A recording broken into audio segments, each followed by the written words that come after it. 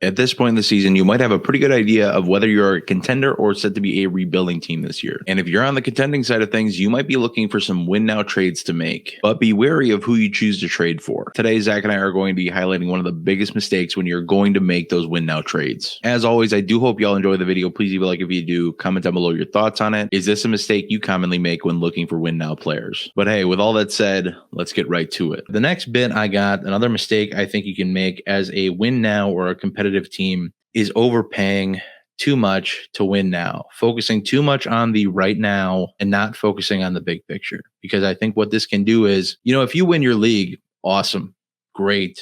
Who cares? Kind of who cares. But, if you win your league and it's fine, cool. You won your league. You did what you came here to do. But if you sacrifice your entire future to do so, and this is only because I know there are so many teams out there who don't build up draft capital. They ride with the draft capital they're given, or they trade it all away. And they don't ever work on accruing all these extra assets. And this is why we harp on so much adding assets, building your asset pool, building your draft pick pool, squeezing the juice from the orange, like you always like to say. I love it. I love that you use my euphemisms there. I try. In this case, I just hate seeing teams that I see on the regular in my own leagues go, especially specifically around the trade deadline. When, players are, I would say, at their most valuable when rebuilding teams are looking to move them for draft capital.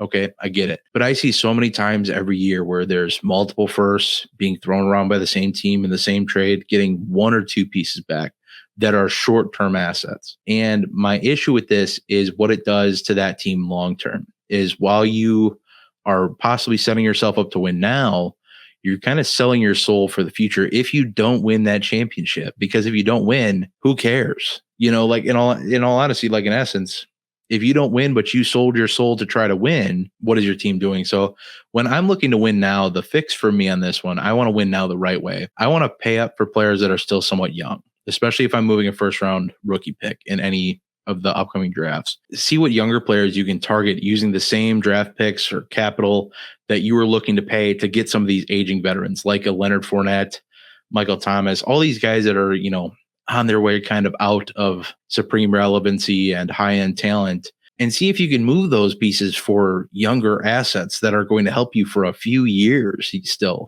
I want to reference a prime example for me in a league. I'm very competitive. It's really me and one other team are the two teams in this league, and everybody else is just kind of hanging out at this point. I hate to be like that, but it is really just, you look at points for, and it's not even in the same zip code. A guy had Zach Wilson, Trey Lance this season. As you know, those guys have not started out so hot. Trey Lance is already gone for the year. Zach Wilson gone for the first 4 weeks-ish, maybe more. And so he's like, hey, I'm going to rebuild. I'm done this year.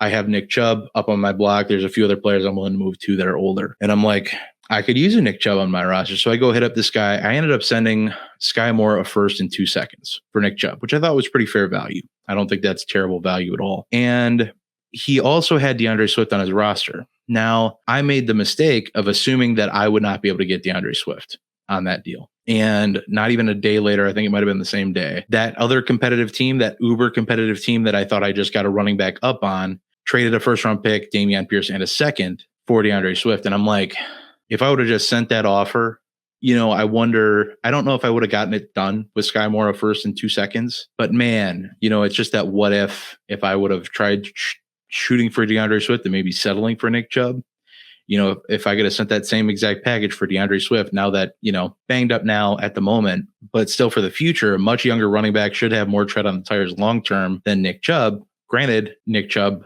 probably more stable for as long as he's going to be in the league. So it's one of those things where instead of overpaying or paying a lot to get these assets that are aging out, pay up to get these young guys, especially if you're moving first round picks that you don't have a ton of. First round picks are hard enough to come by. Don't move them for players that aren't going to be on your team and valuable and producing for at least a couple more years. Zach, what are your thoughts on this whole mistake here, overpaying when you're in win now mode? Well, it's funny that you brought up like a Nick Chubb scenario because I was going to do the same. I was going to do the exact same. First, let me address your scenario, and then I'll get to mine, to how it kind of relates to the story. Is, for me, like, it really depends on you're telling me that you're in a situation where your team's ready to compete. I'll put it this way. Nick Chubb is not Derrick Henry, right? Derrick Henry's 29 years old, but Nick Chubb is on a team right now with Jacoby Brissett, but they'll eventually be transitioning to Deshaun Watson. I don't know what that's going to look like right off the bat, but I think eventually Deshaun Watson will return to at least 80 to 90% of what he was. I'm assuming, but Nick Chubb is a player that I think is viable for the next 2-3 years at minimum, right? I don't know if Kareem Hunt's there next year. Maybe it's the Jerome Ford show. I know that Nick Chubb right now is a RB1 hands down. And you're in a situation where that piece could put you over the top for the next 2 to 3 years. DeAndre Swift always gets hurt. Always. Yeah. Death taxes DeAndre Swift out for 4 games every single year. Nick Chubb, he could get hurt. He could not, but he's a completely reliable back that when you put into your starting lineup, you feel confident for. And, you're in a situation where your team's competitive. You're ready to win now. And I don't think that next year Nick Chubb significantly loses value. You're a competitive team. You make a move for a player that puts you over the top. And I don't think that changes. I don't think that changes in the next 2 or 3 years. You may not be the favorite, but you're in the conversation every year with a Nick Chubb and an already competitive team. I was in a situation where I'm in the second year of taking over an orphan team. I had the number 1 pick last year. I traded it. I got Olave in the draft. And through 2 weeks, I was the high scorer in my league, 2-0. I have an opportunity here to compete for a championship without moving away from my rebuilding plan. When I took over the team, it was a 2-year rebuilding plan. I never thought after 2 weeks I'd be the high scorer in the league. We're talking like Amon-Ra St. Brown, Michael Pittman, Tyreek Hill, Aaron Jones, A.J. Dillon, J.K. Dobbins, so on and so forth. I reached out to the Nick Chubb owner, who I have his first-round pick for next year. I have 3 first-round picks in that league for next year. And I said, I have 3 first-round picks. Your first-round pick looks like it's going to be anywhere from 101 to 103. I'm not offering you this pick, but I will offer you one of my other first-round picks, a second-round pick, and I offered like Josh Palmer or Tyler Algier or a combination thereof. And the owner wants his first-round pick back. And I said, listen.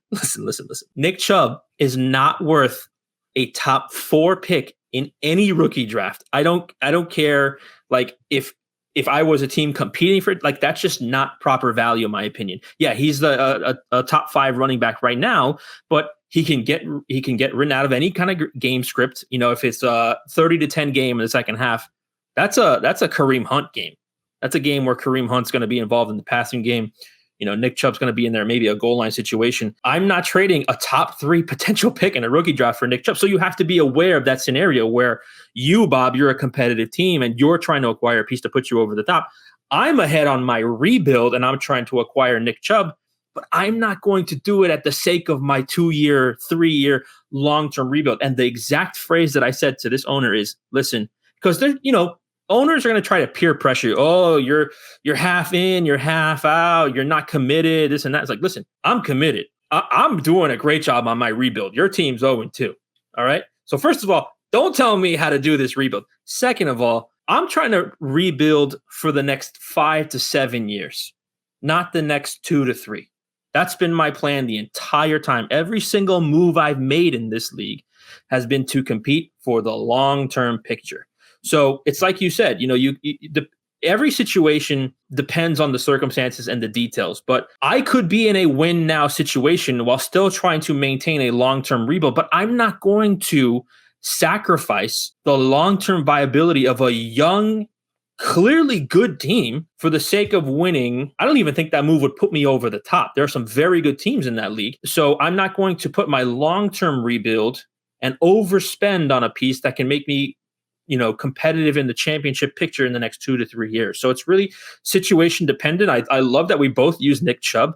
You used it in a win now mode. I used it in I'm rebuilding, but I actually have a very competitive team in this rebuild. So it's very situation dependent, but I always say, make a plan and stick to the plan. My plan when I took over this team, it was an orphan team. It was be bad the first year, acquire young players, buy injured players. I did that. We picked up JK. We drafted Olave. We traded for Pittman before the second year breakout. Now we're in a position to be competitive in this league for 5, 6, 7, 8 years with that young core of players. And I'm not going to change that for Nick Chubb, who, I agree for the next 2-3 years is probably a RB1, but my team isn't there just yet. So very situation dependent, but never overpay for a win now situation, because it could, like you said, Bob, put you in a situation where, another owner could make a move, and now you're in a situation where you're not a title contender. And that's not you. I'm just saying somebody else. You're not a title contender because now you need to make another move. You need to catch up. Or in my situation, you're a young team. You're rebuilding, you have that plan in place, and somebody's trying to stop you from doing that for a the thing that I feel that our audience, and I could be wrong here, Bob, is our audience is a lot of new people to Dynasty. This is a long-term thing, man. This is not redraft. This is not for this year unless you're in a situation like Bob. And I think a lot of people that watch this channel and watch these videos are not in that situation. They're seeking out they're seeking out information because they're in a dynasty league for the first time. They've taken over an orphan team, and when you take over an orphan team, it's usually a pretty crappy team. So you're trying to find every crumb and morsel to how to make your team better, and do not overspend on players that take away from your long-term plan. I think I'd wrap that up by saying too that you can pay appropriate value in a lot of assets. I think that's fair to do, but this is why it's so important to build up draft capital and build up assets that you can move when you need to make these expensive purchases, when you need to go get a Nick Chubb, when you need to go get another top tier running back to make that push in your win now mode, or even a top tier wide receiver. I just did the same thing. I acquired Stefon Diggs 2 weeks ago. It's one of those things where, but I had a ton of assets to move. It doesn't even look like a dent was made in my team. It doesn't look like I lost anything. And, that's just hard to get to, but that's why you need to, build up the assets first so that when you're in that mode, when you get into win now mode, you can spend those assets to get those premium players. But then the final note I'll have for this is, much like when you're in a draft, you're taking best available player wherever you're at. Usually you try to avoid need at all costs. Do the same kind of thing when you're moving assets. If you have this cluster of assets to move, target the best available. Target the best available player you can get with that grouping of assets. We touched on it in some price check videos. The price on Leonard Fournette and Austin Eckler were pretty similar, but I'd much rather go get Austin Eckler. And it was the same kind of deal. Zeke Elliott was kind of in that mix too of, it kind of cost you a late 23 first. I'd much rather go get Fournette or Eckler over Ezekiel Elliott. For why he was going for that much, kind of rich for my blood. But it's one of those things, target the best available with the assets you're willing to move, and usually win now will come to you. While that is it for this one, I do hope y'all enjoyed. Please leave a like if you did. Comment down below your thoughts on the video itself. Is this a mistake you've commonly made before? What other mistakes do you feel you make as a win now team? And if you're looking to get into some other trades in your leagues, be sure to check out the 2 videos on your screen right now, where I dive into my top 20 trading tips to get you ahead of your league mates. But hey, that's going to be it for us today. We will see y'all in the next one, but until then, y'all have a good one.